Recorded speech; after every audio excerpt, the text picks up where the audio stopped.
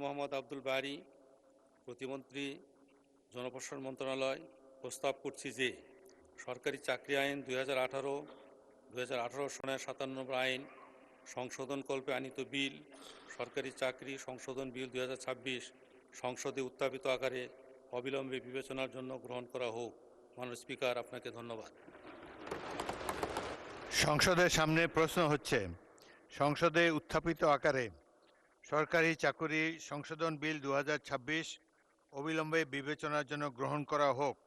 যারা এই প্রস্তাবের পক্ষে আছেন তারা হ্যাঁ বলুন, যারা এই প্রস্তাবের বিপক্ষে আছেন তারা না বলুন। আমার মনে হয় হ্যাঁ জয়যুক্ত হয়েছে, হ্যাঁ জয়যুক্ত হয়েছে, হ্যাঁ জয়যুক্ত হয়েছে।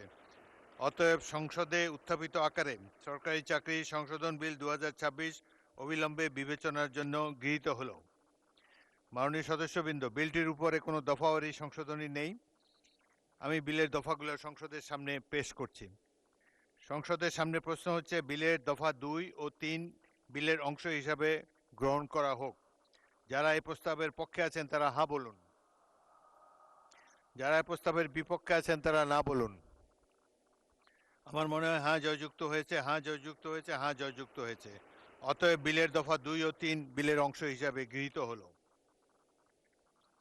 সংসদের সামনে প্রশ্ন হচ্ছে, বিলের 1 দফা, বলবৎকরণ দফা, প্রস্তাবনা, প্রবর্তন এবং শিরোনামা এই বিলের অংশ হিসাবে গ্রহণ করা হোক।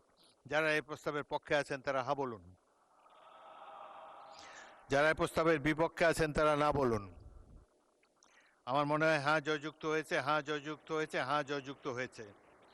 অতএব বিলের 1 দফা, বলবৎকরণ দফা, প্রস্তাবনা, প্রবর্তন এবং শিরোনাম এই বিলের অংশ হিসাবে গৃহীত হল। মাননীয় জনপ্রশাসন প্রতিমন্ত্রী, সংসদে উত্থাপন করছি। মাননীয় স্পিকার, আপনাকে ধন্যবাদ।